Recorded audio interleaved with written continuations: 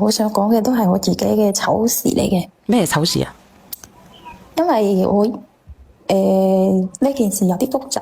你講下咩複雜啫？我閉咗呢個男仔嘅音先。我即係2023年，我同我嘅前任分手，因為我哋兩個喺埋一齊，即係喺埋一齊已經2年咁多，即係一直都冇懷孕。啊！然後咧，佢懷疑我生唔到。後面咧，我哋喺呢個問題上邊，已經有矛盾，差唔多1年咁多啦。哦，即係不斷咁嘈，佢懷疑你生唔到，你同你嘅前任係。然後咧，我就23年嘅9月份，我就徹底同佢分手。其實我想問下你今年幾大啊？我今年27歲。你27歲，咁佢話你懷疑你生唔到，你有冇去睇醫生？有冇檢查過啊？我去睇過，佢又睇過，但係我哋兩個就係喺埋一齊就係懷唔到人。啊！然後咧，喺呢個問題上邊，我哋日日都係嘈咗好耐，實在冇辦法堅持。佢嘈係因為你冇得生，佢想揾機會分手定係點樣？即係佢好冷落我嗰種，佢又好似已經做足晒準備，即係即係佢即係想分，但係又唔知點分好。然後咧我就分咗。連翻你上嚟啊，姐姐，你連翻上嚟啊！我倒數第一咪啊！你語言識別唔到係咪？定你有電話入？多謝呢個君安魚餅啊！倒數第一咪，我連翻你上嚟啊！你而家連翻上嚟啊！聽到嗎？你講。我分手之後咧，我就又同我依家嘅老公相親。我相親咗之後，我老公喺相親過程中，佢有同我講過唔合即係我哋相親見咗面之後，我都唔係諗住要同佢有結婚嘅心理啊。然後咧，我就過咗1個禮拜之後，我老公就突然間發信息過嚟同我講，佢話都係唔阻住你咯，佢咁講。然後我嘅心理就係，既然佢話唔阻住我啦，咁就當朋友咁同佢講下我啲經歷。即係可能講完之後就刪晒啦，唔會再有交際咁怪啊嘛。咁點解後尾又結咗婚嘅咧？你哋慢慢講。後嚟咧，我同佢講咗之後，我老公好似唔知佢係同情我定係點，佢就講我本嚟今晚同你講，我係打算同你告別嘅。後尾我同佢講，我仲講咗笑，我話咁你仲要唔要同我告別？多謝接結米小哥啊！然後佢就同我日日都係互發，即係因為我哋2個城市嘅人嚟噶嘛。2個，我明白噶，你直接講啦，唔同城市啊嘛。然後我哋唔見面嘅，就係手機聯絡，傾出咗感情係咪？又傾出都係唔係完全係算有感情，加埋屋企兩邊屋企都係催得好趕啦。我哋呢邊啲人又話佢老實，佢哋嗰邊啲人又話我係合適結婚啦。啱啦，條件亦都合適佢哋嗰邊嘅要求。你2023年，今年2025年，你舊年結婚嘅？唔係23年結婚嘅，當年識咗佢係當年結婚噶啦。咁都好快噶。然後即係我哋係11月20號領證嘅。前年嘅11月20號領證，咁而家出現咗啲咩問題？係咪一樣懷唔到 BB？唔係，因為我做錯咗事，佢話要離婚。點解做錯咗事？你講。即係我識佢嗰陣時，我同佢有過一日，即係亦都算拍拖期間啊。有一日我就同佢去我哋市裏邊玩，然後我去整個頭髮，整完頭髮之後咧，我就同佢講我想去睇電影，佢就話佢冇興趣，佢唔中意睇，佢係咁講嘅。然後佢就掟我喺市裏邊，佢自己翻到佢嗰邊去啦。明白。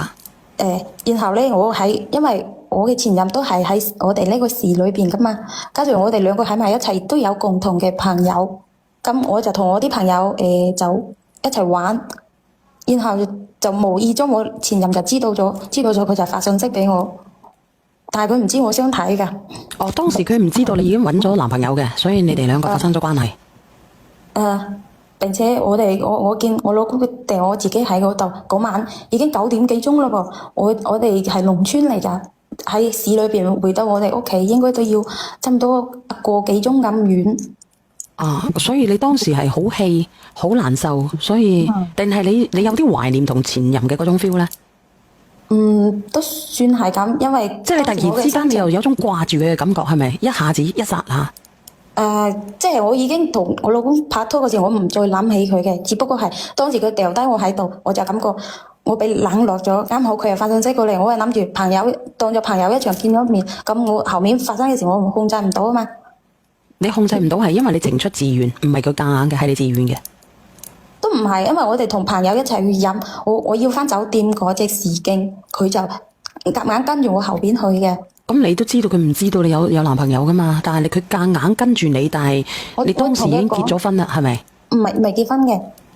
哦，當時都未結婚，但係咧你就當時咧你就同佢出咗軌，但係你已經係同嗰個男朋友，你當時同你老公已經發生咗親密關係噶咯，但係你又要同前任。冇嚇！我哋領即係我發生關係同前任發生關係嗰次係10月份嚟嘅，但係只不過係點講咧？傾住咁講。你有冇領證先？當時你出軌嘅時候。冇，當時又冇。呢個事我知我講出嚟，你可能有好多人會鬧我。你唔使理啦，因為你匿名嘅，我唔連人上嚟，你繼續講。然後我哋就11月3號，我做咗呢啲事之後，我心裏邊好難受。我有同佢講過，甚至我有意冇意咁同佢有想坦白咁計啊。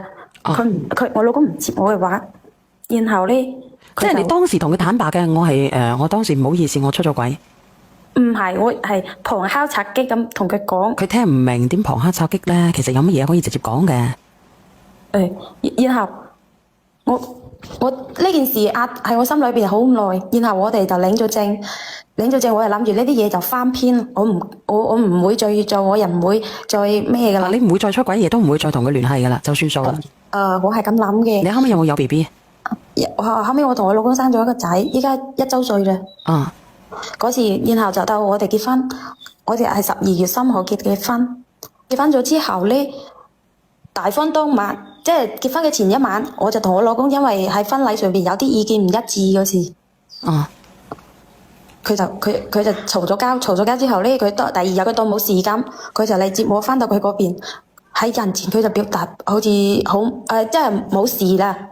尋晚啲嘈交已經過咗啦咁，但係到婚禮結束咗之後喊交，佢就背住我側喺一邊喊，佢唔理我。然後第二晚佢就同我講，佢話佢唔習慣身邊有人。佢第一次拍拖嘅咩？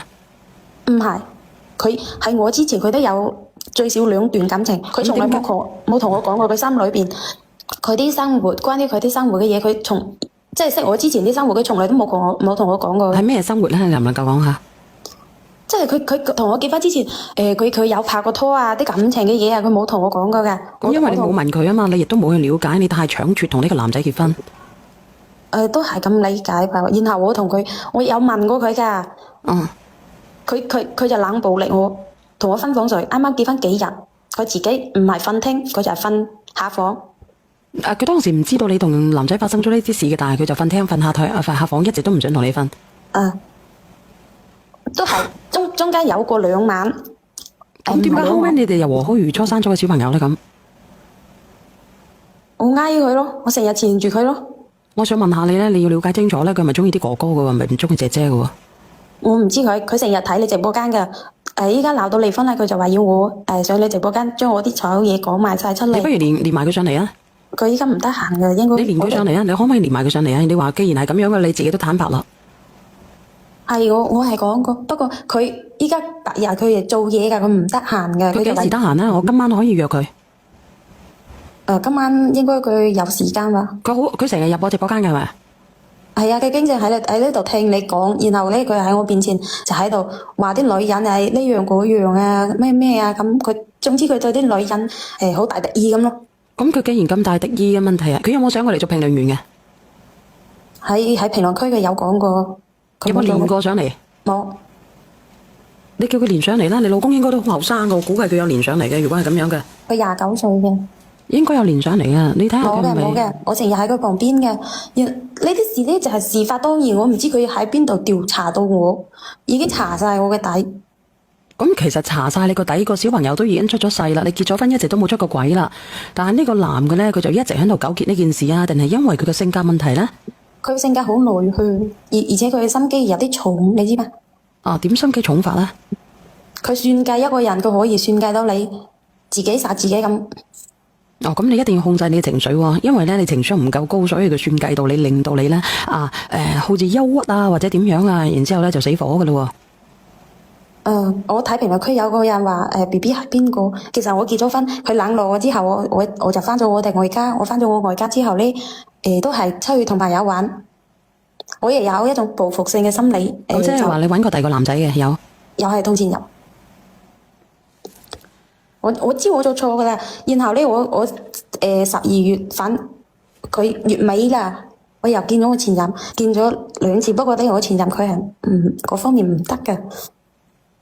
我老公依家就懷疑話我個仔。我而家問你啊，你見咗你前任，你同佢發生關係，但係佢次次都唔得嘅，以前都唔得嘅。佢唔得嘅，點解會可以同你發生關係嘅咧？點講呢？佢嗰啲人，佢係心理好強，佢就係即係我唔得，我就要整蠱你咁。咁即係話你同佢喺埋一齊咁多年嚟，佢都唔得嘅個男仔。咁問題係你點解會同佢喺埋一齊嘅？咁多年嚟佢唔得，你都可以同佢喺埋一齊嘅？因為當時都係一啲面子咧。點會面子咧？妹妹你要清楚喎，你咁多年嚟佢話你冇得生，你一開始話你冇得生嘅，即係佢哋屋企人話你啊生唔到 BB 點樣？咁結果係你行去揾個第二個，你係有得生嘅，咁你又話佢唔得？佢係嗰方面時間唔得，唔係話佢完全喪失功能。明白冇？時間唔得。佢真係因為我哋嗰時做都有錯失嘅，個老公咧佢就話懷疑嗰個 BB， 依家嗰個細路仔唔係佢嘅，佢要做親子鑑定。咁你咪做咯，因為你出咗軌啊嘛。多謝明哥。我就話可以做噶，我都願做。依家呢我又後來我就舊年我生我細路仔嘛，我1年我冇見過，不過呢都係當朋友咁同佢傾下偈啊咩。姐姐你本來就有問題啦，因為你當朋友咁樣去同佢傾下偈，你當朋友咁樣去同佢傾下偈咧，證明咧呢個老公咧大陸冇大到咧綠卜卜噶啦。我知。你憑乜嘢咧？我而家問你啦，你點解要當朋友咁樣去傾下偈咧？你同佢一次又一次咁樣去踏破呢個底線，你冇邊界咁不但止，你仲出軌，我知道你知錯噶啦。我就諗住唔再聯繫佢咁。但係你點解每一次都要聯繫咧？你話唔聯繫嘅？係佢自己發信息過嚟，我有時我就唔回佢3、5日，我都唔回佢信息。有時咧我又回1、2條，我又唔理佢。咁你點解要回佢咧？問題你分咗噶啦，你已經你要對你而家呢段婚姻要負責任噶，特別你有個小朋友噶，妹妹。係啊，依家我老公佢就知道咗，佢查到咗啦，我唔知佢喺邊度，佢全部查晒我啲嘢。咁喺邊度查晒咧？呢個世界上邊有密不透風嘅牆嘅？有手機啦，有朋友圈啦，有朋友啦，有朋友嘅朋友啦。就算我話俾你知，就算佢見唔到，佢都知道你做咗呢啲嘢。我依家全部都刪晒，刪冇用嘅。因為你嗱，其實咧你冇結婚之前，你咁樣去做呢一次，你情有可原。但係你結咗婚之後，你做出一啲咁樣嘅嘢，你就好難能夠俾人原諒，你明唔明啊？我知道，但係依家我細路仔好細噶嘛，佢又話要離婚，依家又話要起訴，但係你好死唔死，我喺佢同佢我哋係七號嗰日，佢同我講咗，7號嗰日同我講咗，我哋兩個已經，我同佢坦白咗之後咧，已經又有咗係咪？係啊，依家已經有咗1個月，不過。呢個一直都係喺佢身邊有噶啦，以前我覺得係。你到底同個前任發生咗幾多次關係？3次。但係佢已經唔信你啦，你知唔知啊？我知道佢唔信我，佢就話要我喺你個直播間同你講完之後，如果有人勸解佢，叫佢唔好離婚嘅話，佢可以唔計教我噶嘛。你嘅意思即係話咧，你想挽留呢段婚姻？係啊。但係你覺得你同佢相唔相處得到先？唔知，因為佢平時間日常間佢嗰啲性格都好硬頸。你唔好硬頸，你同佢23年到25年呢段時間，你覺得合唔合？舒唔舒服個人？因為你要走一輩子嘅婚姻，唔係兒戲，你已經有1個小朋友噶，你唔好再害另外1個小朋友吓。我知道，所以我依家我又決心，我要諗住我做錯咗嘢噶嘛。但係佢做錯咗嘢，佢心裏邊有條刺，你要話我同你講話，你個心佢個心裏邊有條刺，佢掹唔出嚟嘅，佢永遠都會記得呢件事，佢好難走出嚟，佢會不斷咁樣去挑刺，不斷咁樣去同你嘈，你能唔能夠包容？咁我唔知，我同你講喎。今年我哋嘅感情都稍微變好咗好多，但係咧佢呢個人咧就係好硬頸，平時間有嘢，我同佢嗱，我都係倒數第一咪，係咪你老公噶啦？唔係。喂？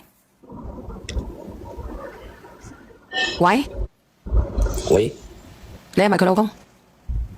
喂？你係咪佢老公？唔係。唔係，你講嘢。呢個靚女，匿名靚女呢個，我其實咧我一聽咗下啱先呢個故事，其實呢個女嘅咧一直嚟講都係同呢個前男友唔止3次發生關係。嗱，真係3次。嗱，就算你話3次，但係咧呢度啲男人佢唔信你，因為你有咗1次，然之後第2次事不過3，你啱啱好3次。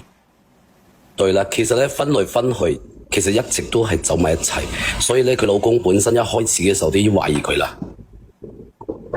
我仲有一個問題就問你啊，咁你後尾嗰幾次你同你嘅前男友喺埋一齊，佢知唔知你已經結咗婚嘅？佢知道嗰次最後尾嗰次唔係我願意嘅，佢係夾硬嚟㗎。事後我仲講佢，我要起訴你，我就講佢嘅。佢話乜嘢？我話要起訴佢。姐姐啊，我同你講，只要你唔願意嘅，冇人可以強迫你嘅。特別係熟人之間嚇，你話唔熟人嘅，佢要攞你條性命嘅咧，咁呢啲人咧，我哋恐怖，我哋冇辦法，安全第一。後尾嗰次佢話你話要起訴佢，如果你唔擘得開嘅，佢唔會夾硬衝入去嘅，特別係佢遠嘅。唉，而家我點講都係唔識表達當時嗰隻做法，表唔得出㗎，因為咧你個心係有種渴望嘅。你唔好話俾我知，你一啲渴望都好，冇第3次嚇。唔識點講，做錯咗咯，打就要認，做咗就要認，打就要企定。依家佢就話要離婚，一口咬定就話要離婚啊咩咁，我肚裏邊已經有咗1個幾月啦。你有咗 BB 之前，你同佢發生關係，佢嚟發生你同個前男友發生關係有幾長時間啊？3個幾月前。即係3個幾月前，問題你而家有咗1個月，即係你已經隔嗰個幾月㗎啦。唔係，係5月嗰時，咁而家8月份，我哋呢個9月份已經係9月份嘅事啦。佢接受唔到㗎，佢接受唔到啊，妹妹你知唔知啊？真係好難接受得到啊！你有冇查過幾多周啊？你話啱啱1個月。冇查過，我係前晚用試紙試出嚟嘅，因為我推遲咗2日。你係一次又一次咁樣去出咗軌啊！一次又一次咁樣啊！你明唔明啊？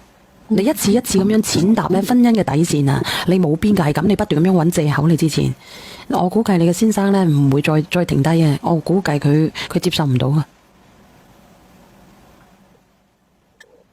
因為咁樣啊，你今晚連佢上嚟好唔好？反正我唔知道你係邊個。你願唔願意？約埋佢。我試下佢睇下佢願唔願意。你咪真係有心去回歸先，講真㗎。如果唔係，你唔好連上嚟。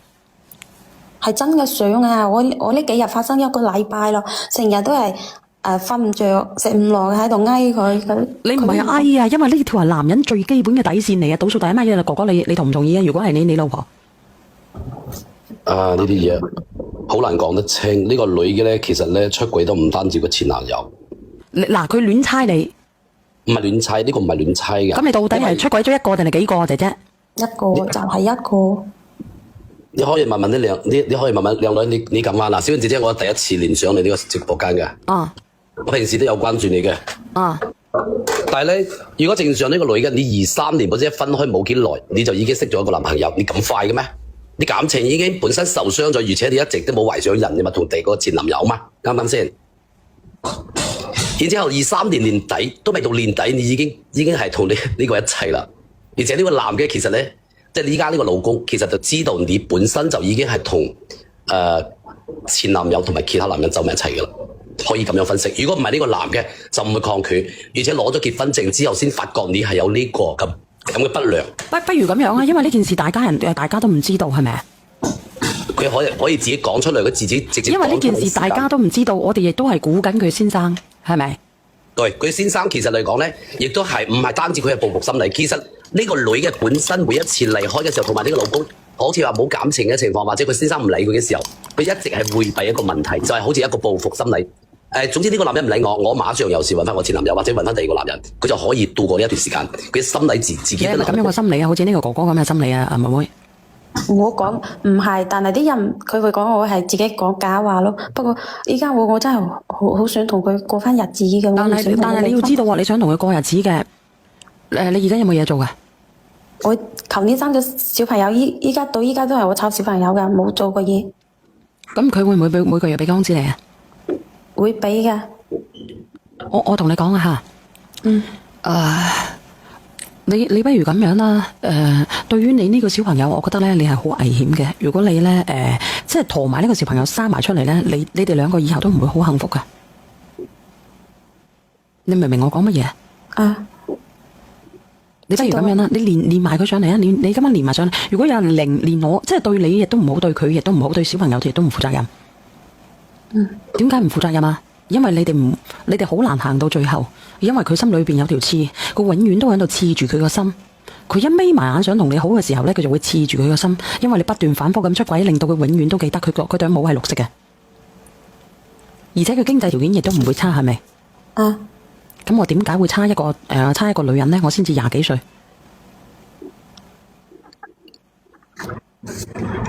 啱唔啱啊？我而家練到你呢位係佢要求我係咁做，睇我有唔有誠心，我又練咗，我又講咗。不過呢，其實你係唔夠膽，其實你唔想練嘅，唔夠膽練嘅。唔係，我都係佢講，既然佢要求我係真心想回歸嘅。佢要求我咁做，我就咁做。佢話唔計較咁多，有人幫佢勸佢。你咁樣啦，我今晚咧叫啲評論員上嚟啊！我今晚叫一個人，我今晚叫一個男嘅，要叫一個女嘅，叫埋你先生上嚟。你想叫邊個？要麼就叫平常心。唔係，我今晚我唔知佢會唔會接受，因為你問下佢接唔接受先。如果佢肯接受嘅，匿名，大家匿名。佢肯接受嘅，我叫2個人上嚟。我冇晒佢聯繫噶啦，佢全部刪晒我噶啦。咁你喺屋企佢都可以刪你咩？我哋各自喺各自屋企啦，依家個小朋友咧咁，小朋友佢阿嫲帶住佢咯。你不如咁樣，你回關我俾你個 number 我啊，我今晚我打俾佢，我開播嘅時候打俾佢，好唔好？你夠唔夠膽？我唔會公開你，即係以我自己嘅職業操守同埋我1萬幾人嘅直播間，我以型格擔保，我唔會公開你任何一個私隱嘅問題。我知道問題係我可以俾你，我就怕等陣間佢點講呢？因為佢叫得你上嚟嘅，證明咧我可以打得通佢嘅電話嘅。係電話係打得通嘅，我怕佢依家佢唔願意同我講話。我打俾佢，即係我上嚟，佢就係一直喺度鬧我，一講啦佢就係鬧我。咁你最起碼等佢出完氣。等陣間我喺後台俾你啦。嗱，咁我放你落去。我知道你心理壓力大嘅，你唔好太大心理壓力啊，因為有咗 BB，激素又高。好唔好？好。嗱，我今晚我同你講，我今晚8點40分我開始連麥，大概9點鐘或者8點55分我等你。我會幫你打個電話俾佢，你發過嚟。我而家唔打字，我今晚打。佢今晚幾點落班？佢一般下午4、5點鐘佢哋落班噶啦。唔好講個名啊！你哋連咗麥上嚟，唔好講個名，唔好講邊度。好唔好？